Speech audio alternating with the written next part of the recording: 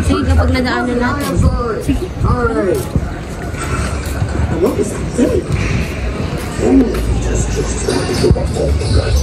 Uy, may bago na naman akong pag-trip ano. Hoy, Pulube.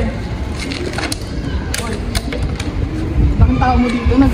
Dito ka na mamalimos? Dito ka na mamalimos? Kita mo yung lugar ko to? Tara nga dito. Ikaw, naka-measured ka tapos nakaka-rocks. Ano yan, ninakaw mo? Di ba ulo? Ikaw, ano? Ano yung ginagawa ko sa yun ah? Ha? Ano ginagawa yun? Ayun kasi, nandito namamalimos. Eh, huwag mo sama yun? Ha? May araw ka po sa akin. Walang kwentang tao. Ay, ka lang ba? Gusto ka mo sa bahay para may maisinupan ka.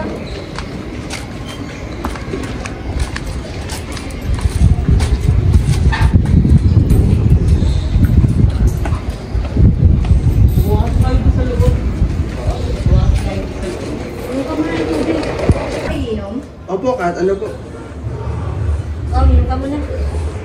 Opo, ganyan yung mga tao na mapanakit. Marami kasi mga tao, masasamang tao dito kaya mag-iingat ka sa susunod ah. Wala naman po ginagawa mo sama. Yan, para may masasam ka.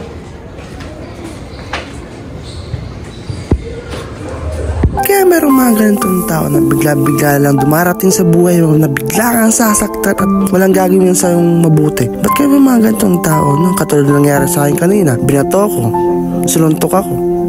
Wala naman ako ginagawa, imbis na simple yung pamumuhay ko bilang Pulube, may nangyari story sa akin masama at nag-overthink ako bigla ng ganito. May mga tao na kaya kang saktan ng kahit unang kilala pa lang sa'yo, unang kita pa lang sa'yo, kaya kang saktan. Ba't kaya mayroong mga ganun tao, no?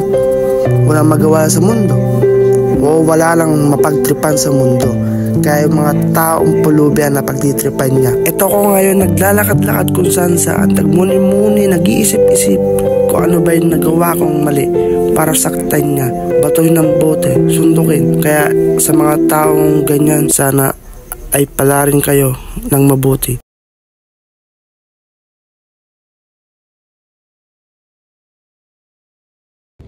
Magpapamatay, alam mo bang kasalanan sa Diyos yung gagawin mo? Bumaba ka nga dito! Alam mo, bro, yung gagawin mong pagpapamatay doon, masama yun. Kasalanan sa Diyos yun. Alam mo ba kung saan ka mapupunta? Sa impyerno. Hindi ko naman kasi alam pa. Ano kasi pa, yung utak ko, ang gulo na. Ang gulo na?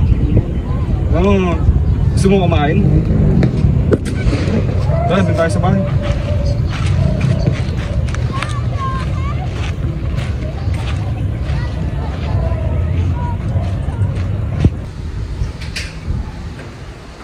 Kaya, pasok sa bahay mo. Oo, kuya. Kuya, maraming salamat po sa pinahiran ng ganito sa akin, tsaka ng short. Gusto mo ba? Siyempre naman, napakaganda tingnan mo. Idol ko ba yan, no? Dito, kung tayo dito, tol.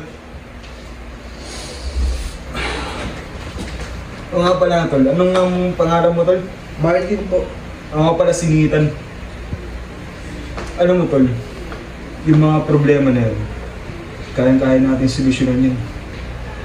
Tsaka, yung mga pagsubok na yan, kaya-kaya natin malagpasan yung mga yan. Dahil hindi magkakaloob ang Diyos ng mga pagsubok kung hindi natin kakayanin at hindi natin kaya solusyonan at malagpasan. Tsaka, tol, sa totoo lang, humingi ka ng kapatawaran sa Diyos dahil mali yung ginawa mo. Tsaka magsikap ka din sa buhay. Kaya sabi nga nila, nasa Diyos ang awa, nasa tao ang gawa. Naiintindihan mo, tol? Oo, tol. Maraming salamat sa payo mo. Malaking tulong yan para sa akin, para magsumikap ako at hindi lang ako lagi lang dito. Alam ko, balang araw, tataasin ako, magkakaroon ng profesyon sa buhay. Marami akong magagawa. Maraming salamat sa payo mo.